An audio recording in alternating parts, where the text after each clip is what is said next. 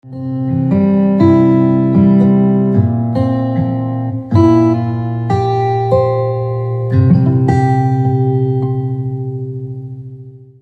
de convidá-los para abrir mais um salmo. Ontem nós lemos o Salmo 139. Hoje eu quero convidá-los para abrir no Salmo 73. Mais uma vez eu peço venha aqui. A versão que eu tenho é levemente diferente da que os irmãos têm. Eu vou fazer a leitura do texto e os irmãos podem naturalmente acompanhar na sua versão. Só tem algumas diferenças de vocabulário que são pequenas, mas o texto é essencialmente o mesmo. Salmo 73. Com efeito, Deus é bom para com Israel, para com os de coração limpo. Quanto a mim, porém, quase me resvalaram os pés. Pouco faltou para que se desviassem os meus passos, pois eu invejava os arrogantes ao ver a prosperidade dos perversos. Para eles não há preocupações, o seu corpo é sadio e nédio. Não partilham das canseiras dos mortais, nem são afligidos como os outros homens. Daí a soberba que os cinge como um colar, e a violência que os envolve como um manto. Os olhos saltam-lhes da gordura do coração, brotam-lhes fantasias, motejam e falam maliciosamente, da opressão falam com altivez, contra os céus desandam a boca, e a sua língua percorre a terra. Por isso, seu povo se voltou para eles, e tem por fonte de que bebe a largos sorvos. E diz: como sabe Deus? Acaso há conhecimento no Altíssimo? Eis que são estes os ímpios, e sempre tranquilos, aumentam as suas riquezas. Com efeito, inutilmente conservei puro o coração e lavei as mãos na inocência, pois de contínuo sou afligido e cada manhã castigado. Se eu pensar em falar tais palavras, aí já teria traído a geração de teus filhos. Em só refletir para compreender isso, achei muito pesada a tarefa para mim. Até que entrei no santuário de Deus e atinei com o fim deles. Tu certamente os pões em lugares escorregadios e os fazes cair na destruição. Como ficam de súbito assolados, totalmente aniquilados de terror, como ao sonho, como quando se acorda, assim, ó Senhor, ao despertares, desprezarás a imagem deles. Quando o coração se me amargou e as entranhas se me comoveram, eu estava embrutecido e ignorante, era como um irracional à tua presença. Todavia, estou sempre contigo, tu me seguras pela minha mão direita, tu me guias com o teu conselho e depois me recebes na tua glória. Quem mais tenho eu no céu? Não há outro em que me compraza na terra. Ainda que a minha carne e meu coração desfaleçam, Deus é a minha fortaleza, do meu coração e a minha herança para sempre. Os que se afastam de ti, eis que perecem. Tu destróis todos os que são infiéis para contigo. Quanto a mim, bom é estar junto a Deus. No Senhor Deus ponho o meu refúgio para proclamar os seus feitos. Oremos. Senhor, nós estamos diante da tua santa palavra. Que seja a palavra e o Espírito que falem a nós nesta manhã, para a glória do teu nome. Amém. Meus irmãos, se vocês atentaram bem para a leitura deste salmo, acho que puderam junto de mim constatar que este é um salmo rabugento. E ele foi proclamado por alguém que estava cansado. É um desabafo de uma alma cansada. E ainda mais, este salmo aqui, como todos os salmos que são orações e cânticos, é uma oração honesta, muito honesta diante de Deus. Ela é sincera e até um pouco bruta, cruenta, que foi feita por um levita. um músico chamado Asaf. Ele era um levita, um ministro de música, de louvor. E como um levita, ministro de música, era um artista, um poeta, um homem talentoso e seguramente de alma muito sensível. Lá no primeiro livro de Crônicas, capítulo 6, versos 39 a 44, a gente aprende que Asaf era responsável pelo louvor do tabernáculo. E ele dirigia os 288 levitas que foram designados para cantar no tabernáculo. Ele musicou alguns dos salmos de Davi, como aparece no livro de Crônicas, e ele mesmo, Asaf, é autor de vários salmos, pelo menos 11 salmos. O Salmo 50 é Salmo de Asaf, assim como este Salmo 73 até o Salmo 83 são salmos escritos por Asaf. E aqui nós temos uma oração cantada, um cântico orado. E nesta oração de Asaf, o que a gente vê é o coração rasgado de um homem cansado e indignado. Já se sentiu assim? Cansado e indignado? O que ele fez? Ele transformou a oração dele em música, em canção, porque ele sabe que muitos do seu próprio tempo compartilhavam deste mesmo sentimento que ele tinha, e que muitos, o Espírito de Deus sabe, nos tempos futuros compartilhariam deste mesmo sentimento que é expresso por Asaf nessas palavras. Então ele usa o seu dom musical, o seu dom poético, para expressar estes sentimentos confusos e difíceis em música e em oração.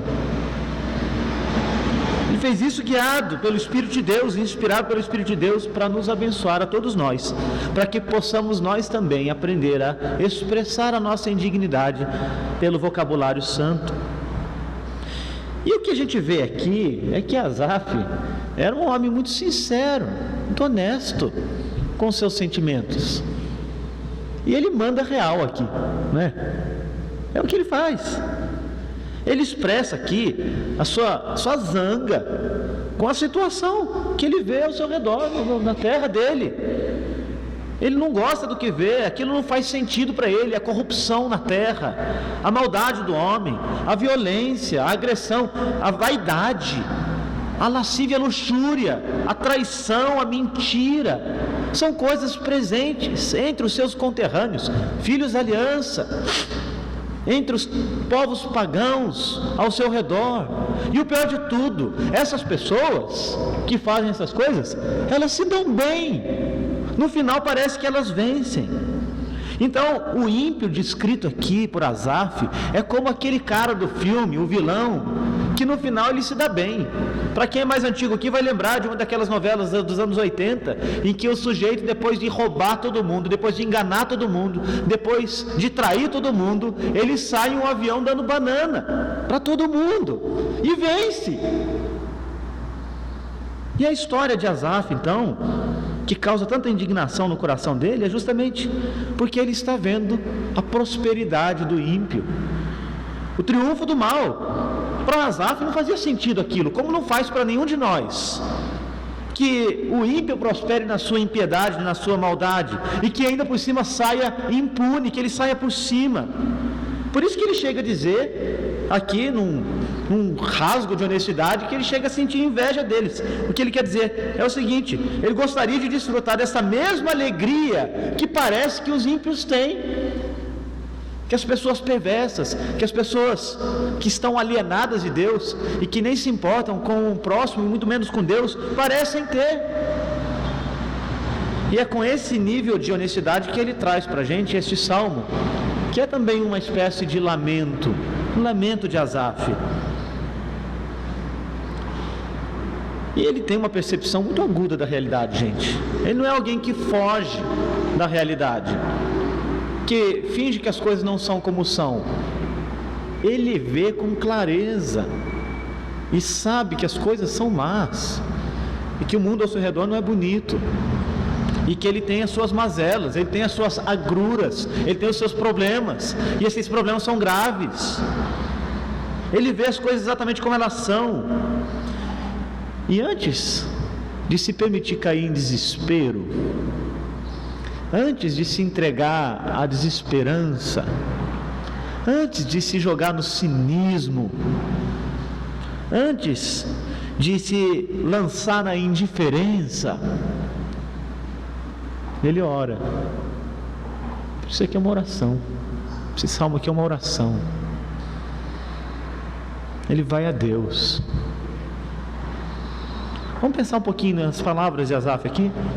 Vamos? Olha como ele começa essa oração.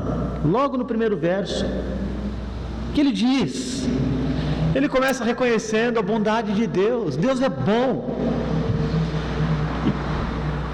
Esta constatação de Asaf, atente para isto, logo de saída na sua oração, é aquilo que vai preservar a sua sanidade mental, o seu equilíbrio.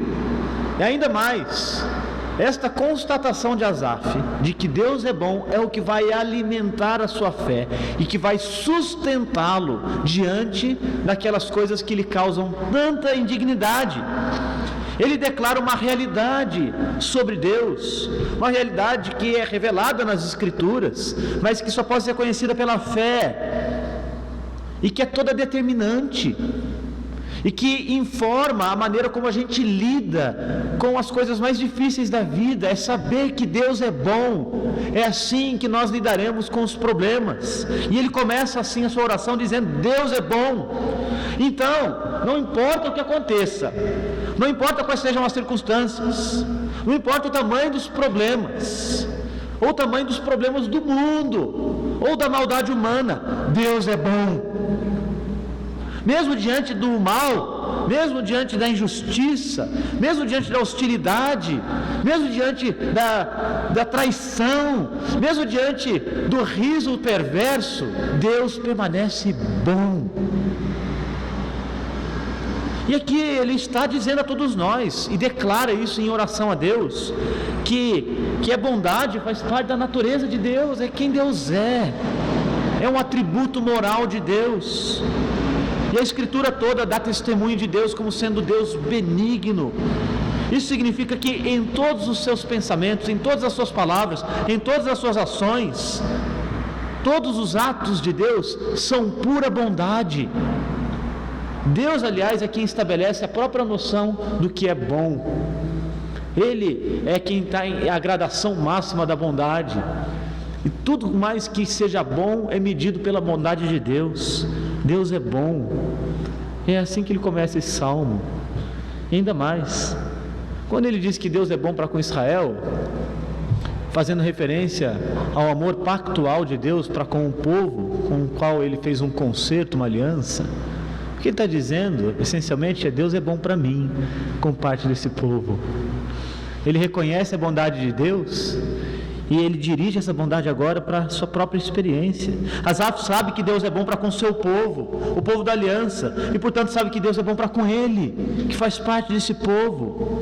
E então ele começa esta oração mal-humorada, rabugenta, partindo de uma segurança, de uma certeza muito grande, de que Deus, por bondade, trouxe um povo para junto de si, está restaurando a sua imagem nesse povo, e que ainda mais Deus permanece junto desse povo, porque Deus é fiel a si mesmo, às suas alianças, às suas promessas, e Deus permanece junto do seu povo. Deus é bom. Ainda mais, ele vai dizer que Deus é bom para aqueles de coração limpo, e com isso, naturalmente, ele não está dizendo que homens podem limpar o seu próprio coração. O que ele está dizendo é que aqueles que já expressaram a sua fé em Deus foram purificados pelo próprio Deus, mediante a fé. É assim que a purificação acontece, é por fé. Lá no Antigo Testamento, no tabernáculo, ele que era levita e que estava ali habituado com os serviços do tabernáculo, ele sabia que era necessário que por um ato de fé um cordeiro fosse levado diante daquele altar, o sangue dele fosse derramado, que aquilo simbolizasse o sangue do inocente sendo derramado pelo culpado, e este sangue purificava os pecados da nação, purificava os pecados daquele que trouxe o sacrifício. pela mediação de um sacerdote. Ele cantava os cânticos que ajudavam o povo a entender a bondade de Deus e a adorar a Deus. Ele entendia que a pureza de coração não era uma coisa natural do homem, mas que se dava por meio de todo aquele drama sacrificial que apontava para a obra futura de Deus em Cristo.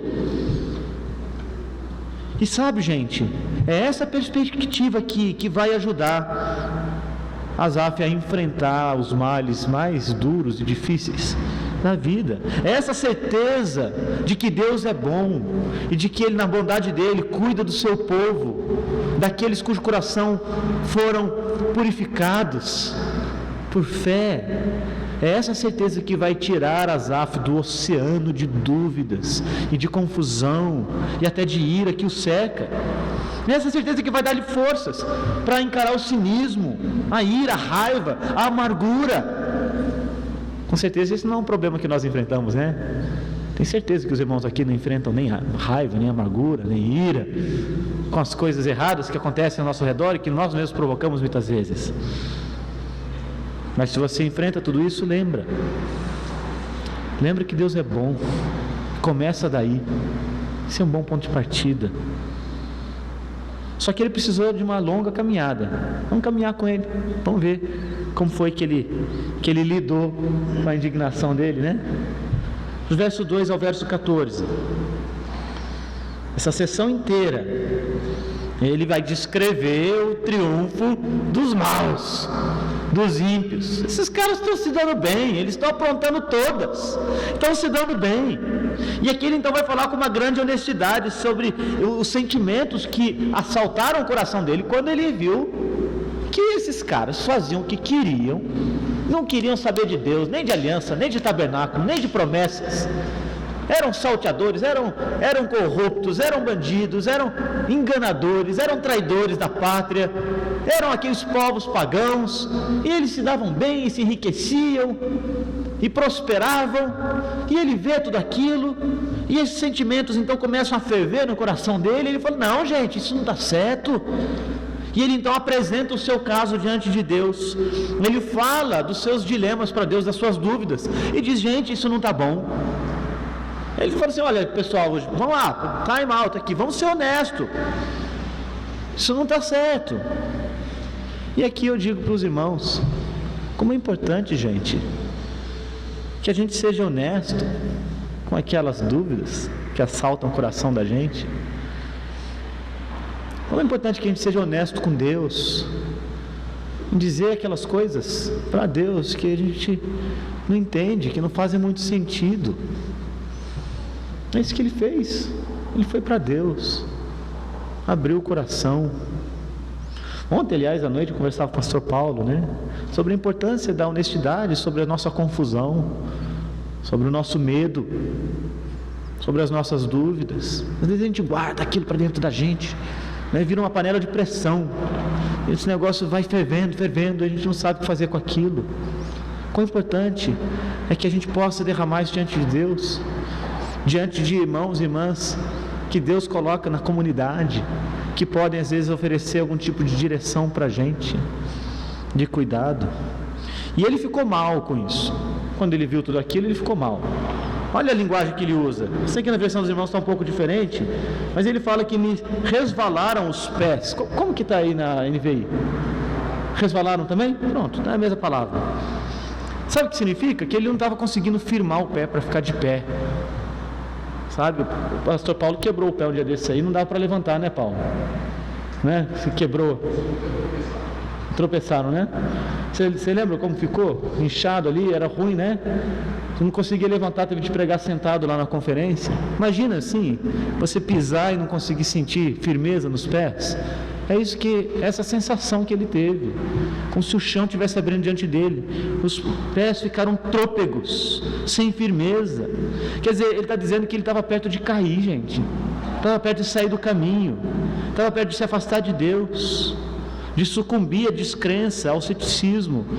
Que essas coisas elas foram tentações reais na vida dele, porque ele via essas coisas todas na vida dos ímpios e chegava a sentir até inveja. Ou seja, Ele viu o político que roubou muito dinheiro e que saiu impune. Que bom que a gente não vê essas coisas aqui no Brasil, né? Ele viu o juiz que, ao invés de julgar a causa do inocente, concedia muitos habeas corpus para os bandidos saírem das cadeias. Ele vê os representantes políticos usando uma retórica para enganar os incautos, enquanto fazem farra com verba pública. Ele via essas coisas.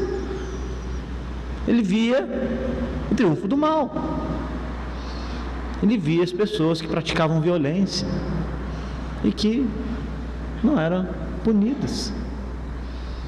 Os artistas que atacavam os valores da palavra de Deus. Ele via os casamentos mistos, homossexuais. Via o valor da vida sendo destruído no aborto.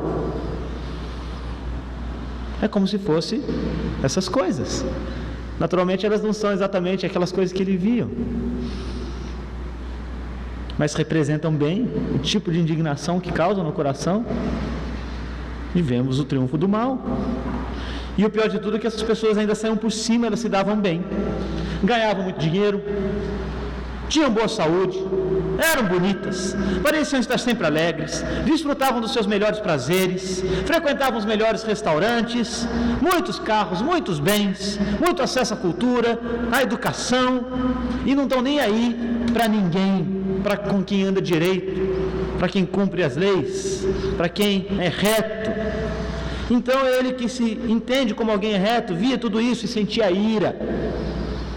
O que estava acontecendo dava gastura a Asaf, e aí ele não aguenta.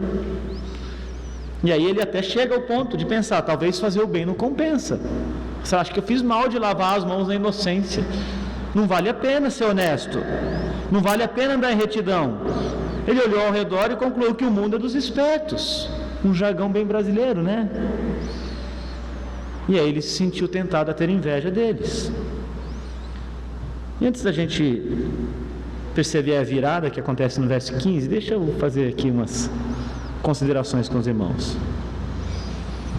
Esse tipo de reação que ele teve, ele está contando uma história aqui para Deus. Ele começa declarando que Deus é bom, é verdade. Mas ele começa contando como ele se sentia. E esse tipo de sentimento que chega a fazer os nossos pés se resvalarem, que nos causa essa indignação tão grande a ponto de sentir inveja dos que prosperam, é o que acontece quando Deus sai da equação. Imagina, por exemplo, um tipo de moralismo de alguém que se julga reto e bom, sem nenhuma transcendência, sem nenhum parâmetro do que realmente é bom. Imagina, mesmo num país como o nosso, homens que se pautam por algum tipo de valor moral, mas que não creem em Deus, não têm fé, eles caem em desespero, porque não faz sentido. Não faz sentido. Fica louco. Comamos e bebamos porque amanhã morreremos.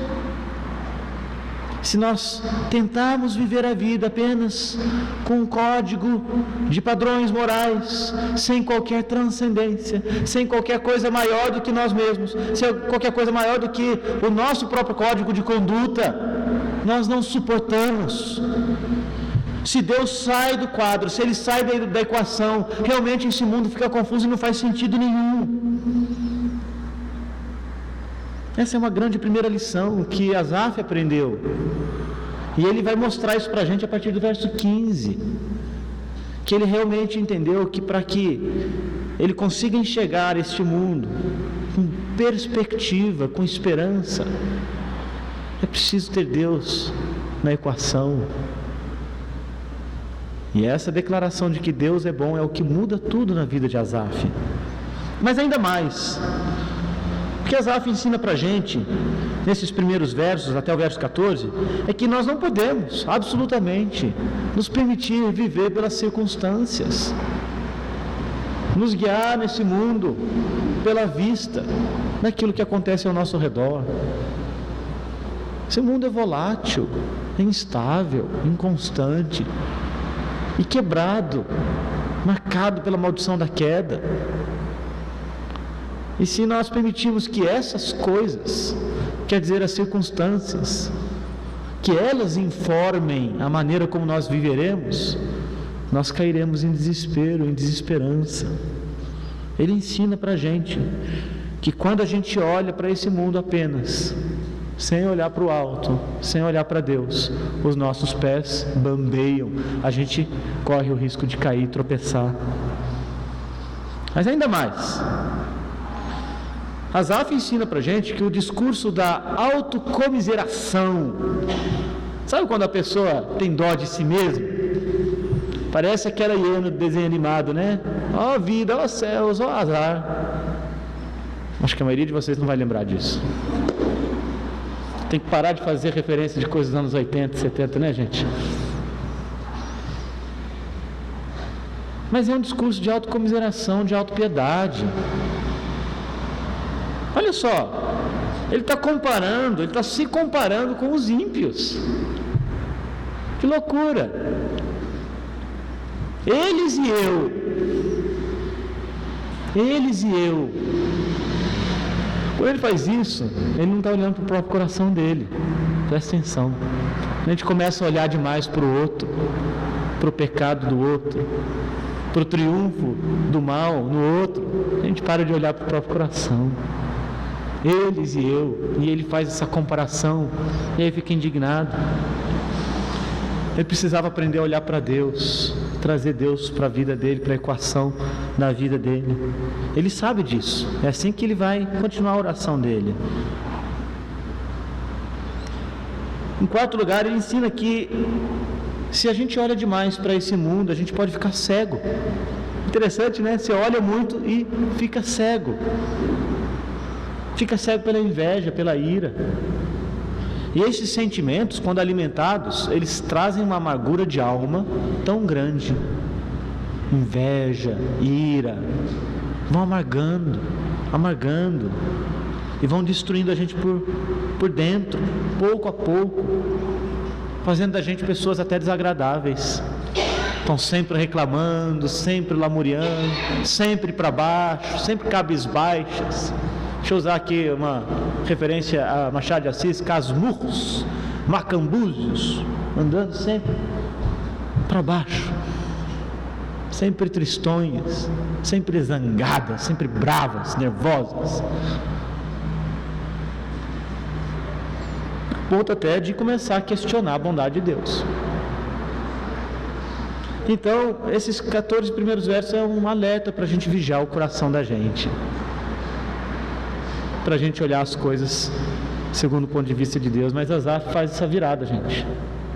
Graças a Deus que o salmo não cabe no verso 14, ele tem a segunda parte, porque ele está orando a Deus e cantando essa experiência, e aí ele fala assim: mas não foi assim que acabou a minha história, não acabou desse jeito.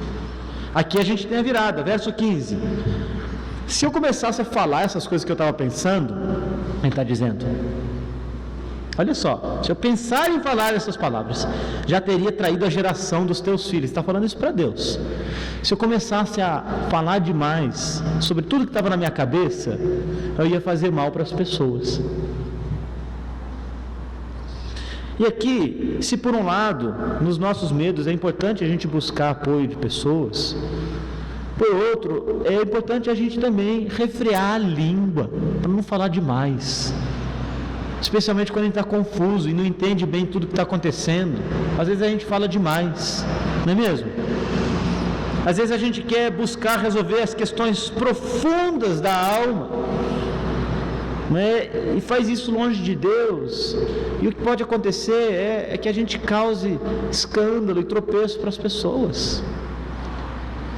Aqui a gente aprende a ter a prioridade de buscar Deus em oração, de derramar diante dele, porque Deus aguenta, Ele suporta. Você pode dizer para Ele o que você está sentindo, primeiro porque Ele já sabe mesmo, já sabe. Ele aguenta. Você pode falar para Deus o que está lá dentro, sabe? Mas ele ensina para a gente a sabedoria de a gente saber silenciar, às vezes.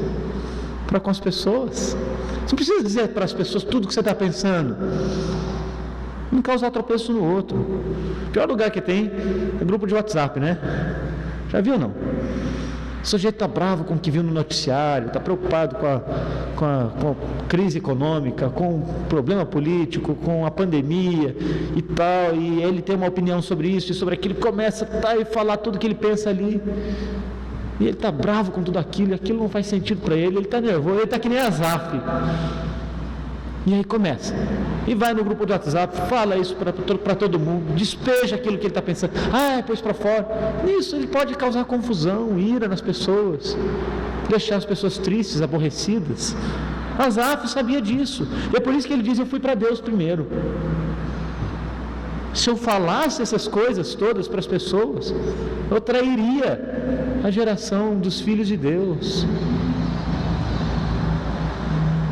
Ele não quer causar tropeço em ninguém. E ele vai adiante. No versos 16 e 17 é o que ele diz: só em refletir, para compreender isso, achei muito pesada a tarefa para mim. E aí eu entrei no santuário de Deus. Ele entrou lá no tabernáculo. E eu comecei a meditar no fim dos ímpios. Sabe o que ele está fazendo aqui? Primeiro, no verso 16, ele está reconhecendo os limites dele. Que coisa importante, gente, a gente reconhecer os limites da gente.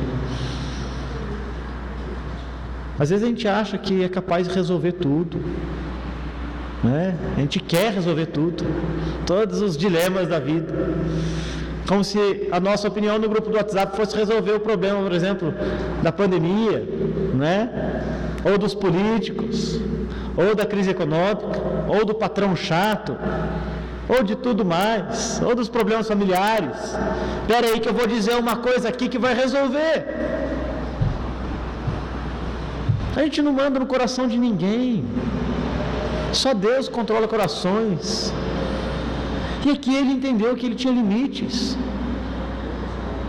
Ele foi ao santuário e ele falou: olha, essa tarefa é grande demais para mim, eu não dou conta. É assim que Deus começa a trabalhar no coração da gente, porque Deus trabalha o coração contrito e humilde. Não no coração que chega diante de Deus e diz: eu dou o dízimo, faço as minhas orações, eu venho ao culto. Não, Deus trabalha no coração daquele que ser propício a mim, pecador. Entende? Como Jesus ensina. E ele teve essa atitude finalmente. Ele foi para o santuário e falou assim: gente, isso aqui eu não entendo o que está acontecendo. É muito difícil para mim. Vou colocar na mão de Deus. Ele sabe melhor, Ele entende melhor, Ele cuida melhor das coisas do que eu. Eu não dou conta de resolver o problema, mas eu vou recorrer a quem dá conta de resolver. Aí ele vai para a pessoa certa. E sabe, gente, aqui a gente aprende, esses versos 16 e 17, o valor do culto.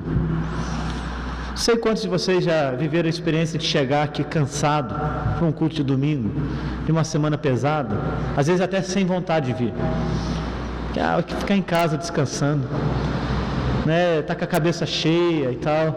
Você vem para o culto, alguém abre a palavra de Deus, lê, você ouve aquilo, está meio de mau humor ainda, daqui a pouco um cântico é cantado, uma oração é feita, e o tempo vai passando aqui, e nessa 1h30, quando você sai desse lugar, sua experiência é outra, sua condição é outra, você está leve, com a calma leve, você se sente mais descansado, que Deus vai falando com a gente, nos atos de culto, na ministração da palavra, pelo cântico, pelas orações, pela leitura pública da Bíblia, pela pregação. Deus vai cuidando, vai tratando da gente.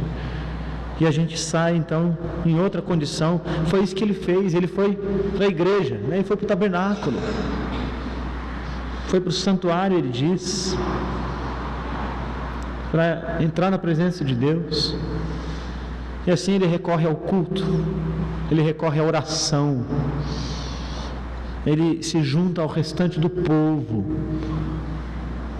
dos irmãos, povo de Israel, para meditar na justiça e nos atributos de Deus. E isso é remédio para a alma dele. E ele vai adiante, ele vai dizer nos versos 18 a 20, quando ele começa a pensar que a justiça de Deus vai ser vindicada, ele vai dizer: não, mas espera ali, não sou eu que vou resolver o problema do mal. Não sou eu não, é Deus, isso é problema dele.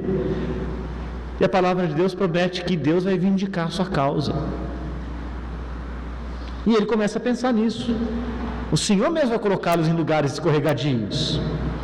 Eles vão ficar assolados, vão ser aniquilados, cheios de terror.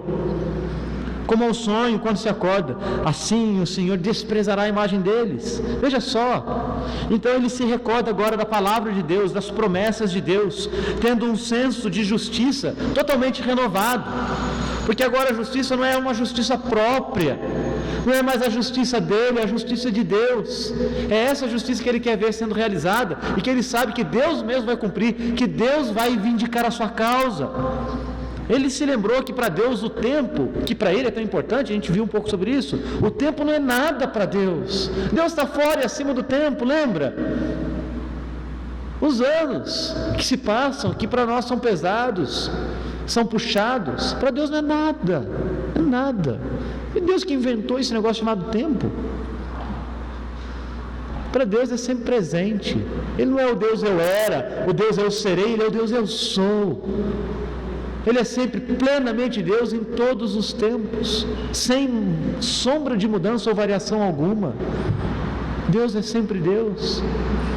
E o tempo para Deus não é nada. Um dia para o Senhor é como se fosse 1000 anos.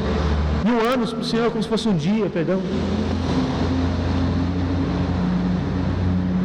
Então ele se lembra que para Deus o tempo não é nada.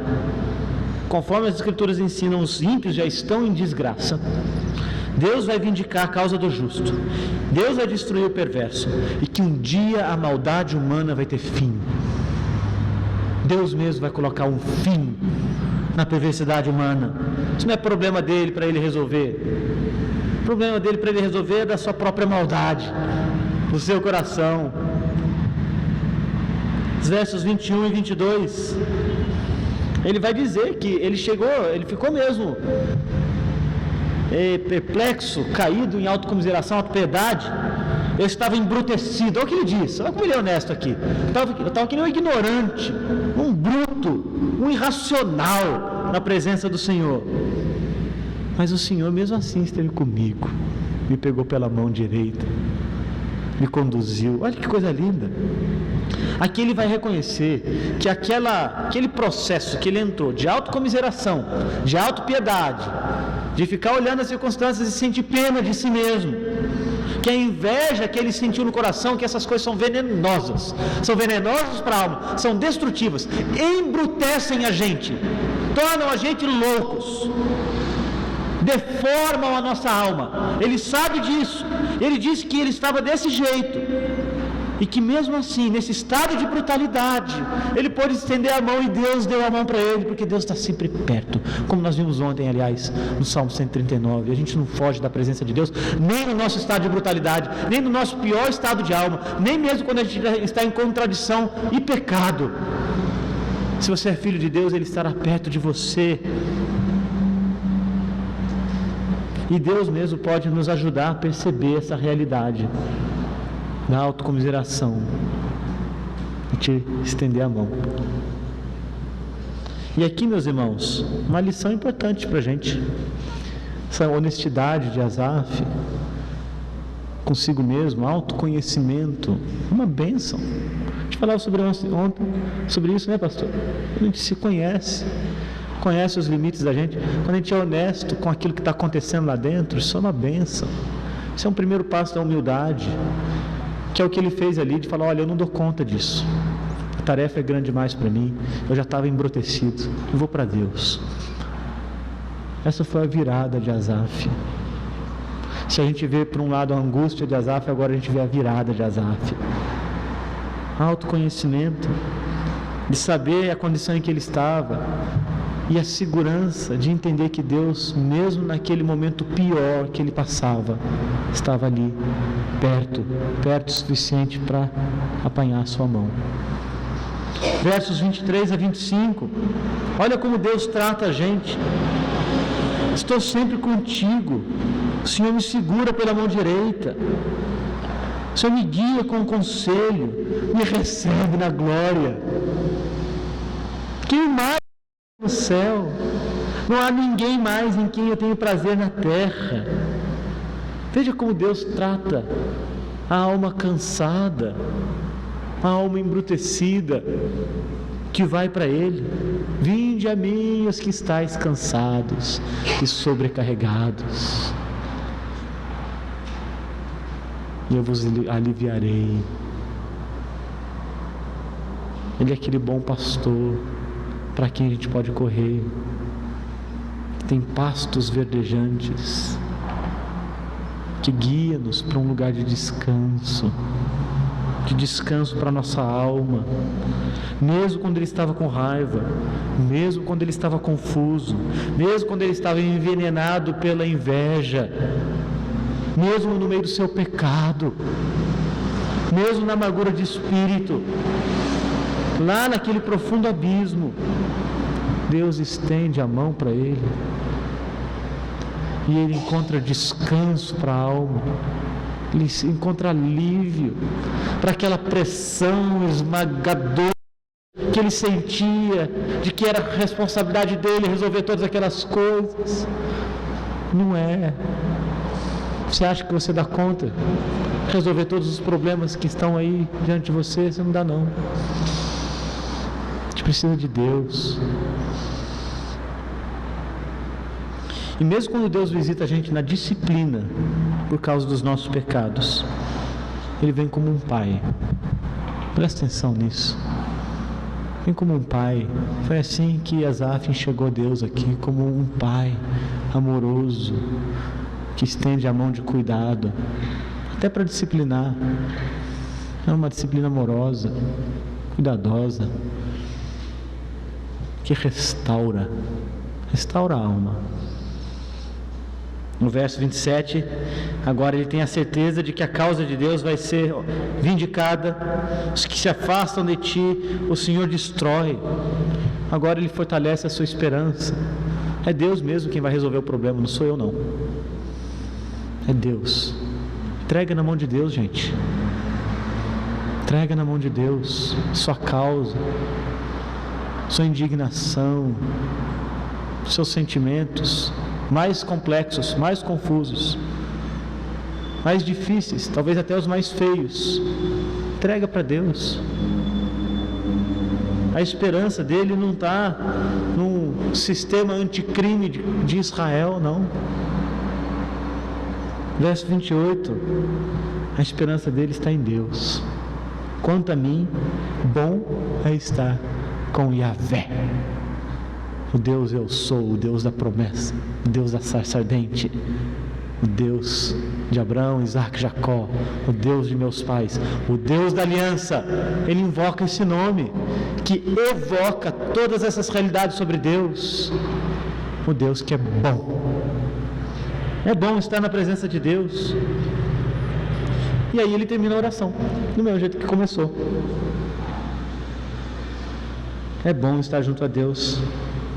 É nele que eu ponho o meu refúgio. Ele é o meu esconderijo. Ele é o meu lugar de descanso. É bom estar na presença de Deus. Ele começa esse salmo proclamando a bondade de Deus e termina este salmo dizendo que ali é bom. Estar junto de Deus é definitivamente bom. É melhor. É melhor. Como é que a gente faz isso? Para concluir. Em primeiro lugar, a gente precisa examinar o coração. Nós somos tão culpados quanto os ímpios, gente. Você acha que você é melhor do que os ímpios? Que estão prosperando? Acha? Não. Tão culpado quanto eles. O coração está contaminado também pelo pecado. Cristo, dom de Deus, Ele é a causa de nós não sermos condenados. Sem Cristo, nós seríamos lançados no inferno junto com os ímpios. Nossa moralidade não ia servir para nada. Aliás, o apóstolo Paulo usa esse argumento na Epístola aos Romanos, quando ele fala dos judeus. Ele fala dos pagãos, não é, que adoram ali seres quadrúpedes, né, os elementos, o sol e as estrelas. E aí ele bate nos pagãos, né? Parece que o judeu está vendo ali, está concordando com Paulo. É isso mesmo, os pagãos fazem isso aí. Terríveis. Aí depois ele vai e fala dos judeus: mas vocês acham que vocês estão melhores? Então não. Se acham muito bons, são guias de crianças, têm os oráculos de Deus. Isso não serviu para nada, só aumenta a condenação de vocês, ele disse. Só aumenta. Mataram o Senhor. Impuseram fardos pesados aos seus irmãos, como se viver por um código moral de conduta fosse o meio de alcançar o favor de Deus. Isso é tolice, é mentira. Ele diz isso, então. Não há um justo, nenhum sequer. Todos pecaram, todos se fizeram inúteis. Não há um justo, só Cristo. No capítulo 3 de Romanos, ele vai falar que Cristo, Ele faz propiciação por nós, e com base nos méritos dEle, na justiça dEle, que nós somos salvos. Então nós não somos melhores do que os ímpios, não. Nós somos tão ímpios quanto eles, e talvez fizéssemos às vezes as coisas se as oportunidades fossem dadas. Isso significa que se nós alcançamos a graça da salvação, nós precisamos ser gratos a Deus e chamar as pessoas para essa mesma relação com Deus pelo Evangelho. Não é expressar essa raiva toda de querer consertar o mundo. Isso é a tarefa de Deus, não é nossa. A tarefa que Deus deu para a gente é de viver uma vida marcada pelo amor de Cristo, ser uma comunidade atraente, um farol para o mundo, um luzeiro. É assim que a igreja é chamada, e anunciar as boas novas da salvação, falar do Evangelho, porque só o Evangelho que muda corações e mentes. Cristo é a única causa de nós não sermos consumidos. Nós não somos melhores do que os ímpios. Mas ainda uma lição importante é que o culto, meus irmãos, o ajuntamento do povo no tabernáculo, né? Naqueles dias era ali. Hoje a igreja se reúne no primeiro dia da semana, que é o dia da ressurreição de Cristo, para celebrar a ressurreição e anunciar que desejamos que Ele volte. Nós participamos de uma mesma mesa, com pão e com vinho, desfrutando dessa refeição cerimonial e anunciando a morte e ressurreição de Cristo até que Ele venha. O culto, onde a palavra de Deus é colocada diante da congregação, onde ela é anunciada, proclamada, onde ela é exaltada, é o lugar onde os nossos corações feridos encontram bálsamo, remédio, cura. É o lugar onde as nossas relações quebradas são atadas, são reparadas. É o lugar onde nós desfrutamos de uma mesma realidade, um mesmo Pai, um mesmo batismo, um mesmo Senhor. E pessoas tão diferentes, né? Com histórias tão diferentes, cantam as mesmas músicas, juntos, levantam juntos a mesma voz e vivem juntos como adelfos, irmãos, cuidando uns dos outros. Isso é igreja, isso é culto. E esse é o lugar que Deus providenciou como um meio de graça para sossegar as inquietações da alma da gente. Culto. A gente ganha perspectiva de vida. Mas as promessas, Asaf viu nas promessas de Deus da vindicação final da sua honra e da sua glória, da sua justiça, um meio de meditar e de descansar no Senhor. Está muito difícil? Olha para frente. É por isso que o apóstolo Paulo, lá em Tessalonicenses, ele vai dizer para uma igreja que estava sendo perseguida, lá em Tessalônica, perseguida. O pessoal estava ali batendo pesado nos crentes, tinha gente morrendo. E o apóstolo Paulo vai falar assim: alegrai-vos sempre. Espera aí, como assim? Estou com um cara respirando aqui no meu cangote com uma clava tentando me pegar, minha família me expulsou de casa porque eu abracei a fé. Você vem falar para me alegrar? Será que Paulo está sendo insensível? Não.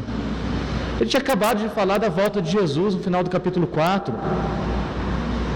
Ele está fazendo a gente olhar para frente, olhar para esse mundo com perspectiva, sob a ótica do triunfo final, prometido para todos nós. As promessas, elas, mesmo nas circunstâncias difíceis, mesmo quando a gente está triste, a gente pode ter, no fundo, uma alegria verdadeira no Senhor, mesmo no meio das lágrimas e da tristeza. A gente se alegra. A gente se alegra porque a gente está firmado nas promessas do Senhor. E finalmente, gente, sossega. Azar precisa sossegar. Parar um pouco a inquietação dele. Deixa essa ansiedade de lado. Você não vai resolver todos os problemas do mundo, não. Começa o dia arrumando sua cama. Né? Então, isso aí você pode fazer. Pode fazer um cafezinho. Né? Você pode fazer as suas tarefas. Você pode, está no seu alcance. Pode conversar com uma pessoa. Pode fazer o seu trabalho. Sossega. Deixa o grupo do WhatsApp um pouquinho. Deixa os noticiários um pouquinho. Coloca suas ansiedades, os seus medos, a sua confusão, a sua inveja diante do Senhor. Sossega. Esse é um salmo que chama a gente para sossegar diante de Deus. Que Ele nos ajude, que Ele nos dê a graça de ter tranquilidade de alma diante dEle, para a glória dEle mesmo. Amém. Vamos orar. Senhor, nós te amamos e te agradecemos por tua palavra, que nos convida a tranquilizar o nosso coração diante do Senhor. Nós reconhecemos a presença do mal no mundo, nos entristecemos em ver o triunfo dos ímpios, mas cremos acima de tudo no triunfo de Cristo, no triunfo do Evangelho, e por isso pedimos que o Senhor tranquilize os nossos corações, porque os nossos olhares estejam voltados para Ti, e que possamos entregar realmente as nossas vidas e os nossos dilemas, confiá-los ao Senhor. Assim oramos, em Jesus. Amém.